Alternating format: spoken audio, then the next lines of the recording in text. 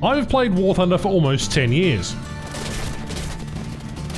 Got him. With over 800 videos, exactly a month from today, I become a 10-year veteran.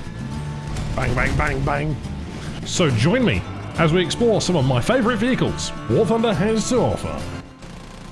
Coming up. Give me a J to him. Bang, bang, bang. Ooh, that was clean. I'm in a 1930s bomber! Buy my decal.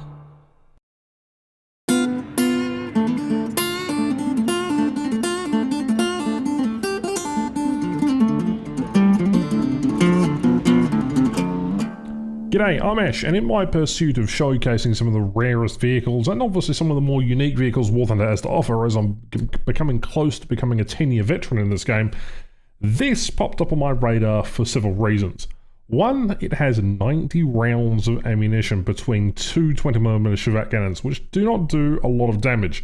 And two, it has a rocket engine. So there's limited fuel, there's a bunch of balancing stuff that goes on, and this is possibly the aircraft that nearly made me uninstall.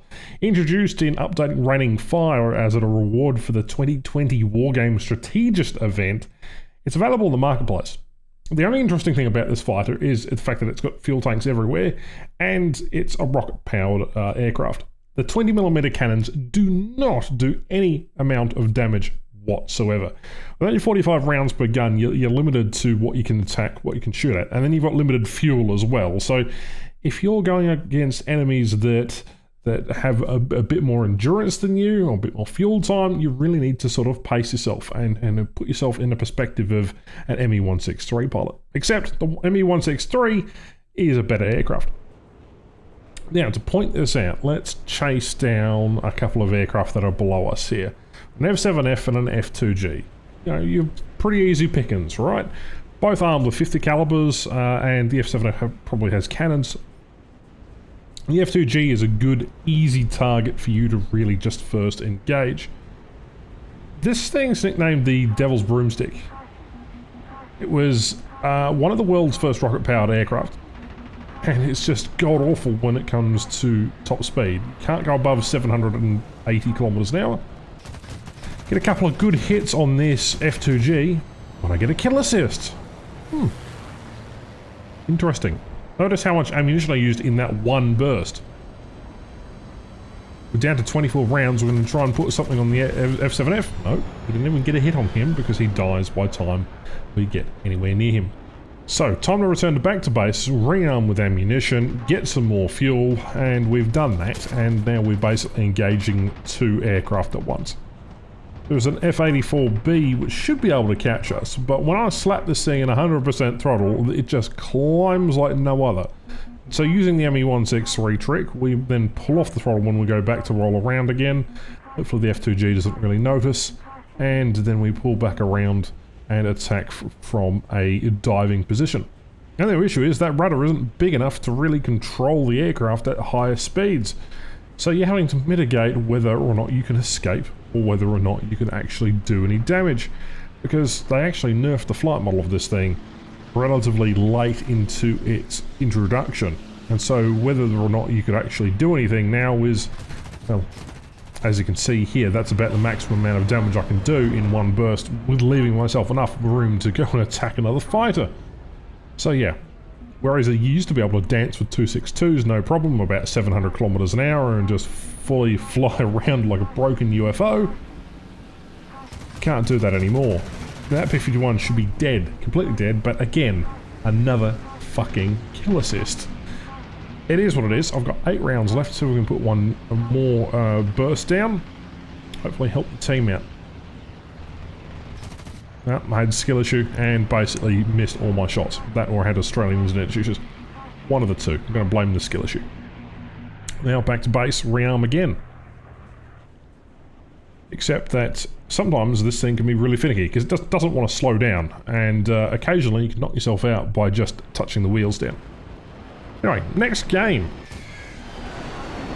Again, collide with an enemy aircraft. That was the goal here. Try and have some fun with the airframe. Try and do some damage to the enemy and actually get a kill. That's not one way to do it. How about head-ons? Will that work? Let's see. Okay, I got the kill, but I destroyed myself. How about chasing enemy bombers? Let's try that tactic. Okay, this Tu-2 is a rather scary thing. It's a Russian one. We can easily take down this aircraft, provided we don't sit behind his gunners for too long. Okay, we've knocked out his gunner, we've caught him on fire. That's enough damage from that thing. This thing has very, very little armor whatsoever. As a point of interest, you should probably choose to engage your targets wisely. Because it does have an amazing roll rate. It does have okay maneuverability at lower speeds. But now I've put all my ammunition into this one Tu-2. Just about out. I've got 12 more rounds left. Okay, we've managed to do a little more damage. We've killed the other Tu-2. Someone's going to come in and clobber him. Maybe I'll get the kill assist. There it is. Another bloody kill assist. It is what it is. Right. After rearming and refueling, I've gotten a critical on this Corsair, which sends him into a flat spin. He'll eventually die by that, but I wanted to showcase this clip because I'm told to reduce speed. I'm trying to turn to pull away from the airfield and try and get as much speed away as I possibly can. That way the airfield can't necessarily destroy me, and well, they laser guide, range, find and everything bloody hit me, and I guess I'm fine. So that's fun. My mistake for being, 2 kilometers from an airfield, but also it's horrible when you're trying to find the last 2 fighters on the team because you're, waiting around for 20 minutes. Alright, chasing bombers again was a bad mistake on Malta. Could have been a really good map, but for some reason there was a lot of ground attackers, so we have a choice here. First thing I attack sets me on fire. Not a good president. Right, next map, Spain. I chase fighters across the map for 20 minutes. And at this point there's only 4 minutes left of this match when I finally find something I can ram and hit. And we're going to go for the ram here, trying to avoid his guns as much as possible, and we do absolutely bloody nothing to the B-29 there. And as we're pulling away right now, we're pulling too much speed right now, and there is a missile coming directly for us. This is 6.7, by the way. Oh boy. Right. You think things would be even better, alright. Take a little bit of a break, and come back, play another 10-15 matches, and then have the same thing happen again and again. A little bit of skill issue.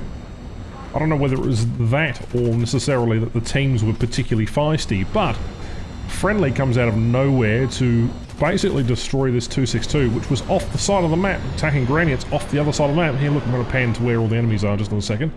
I nearly team killed him there. But see, this is where the 262 was, and that's where the rest of the enemy team was. I don't know. This thing is a struggle bus, and while it is a fascinating aircraft, I just couldn't play it right, and I'm sorry, but this video is completely and utterly trash, so I do apologise for that. Now, we've rearmed, we've gone back to the airfield, still got ammunition for days. We're going to attack a Ho 229, and he pilot snipes me. So, yeah, 1 assist for the whole entire match. I don't know whether it's this machine particularly, whether it's BR, whether it's flight model changes when it was introduced just after it was put up, really made this thing a bit useless. It is a collector's item. There's a reason why you don't see very many of them. Occasionally you'll see failed platoons or squads in them having a bunch of fun. I couldn't gather a bunch of people together and convince them to fly this thing with me for entertainment value. So I just had to suffer through 20 or so matches while flying this thing, mainly getting assists. I think there was one game which I had in which I got 3 assists. And I was like, this aircraft is so tiny and it's only got 90 rounds of ammunition. How do you get 3 assists out of...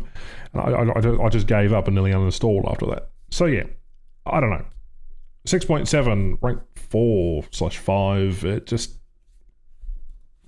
This thing does my head in, and it's the reason why it's on the list for a wacky vehicle this time around. Thank you very much for watching, everybody. I hope you enjoyed today's video. If not, tell me why you like this machine, or if you don't like this machine. I hate this. I'll never fly this thing ever again. Thanks for watching. See you next time. Bye-bye.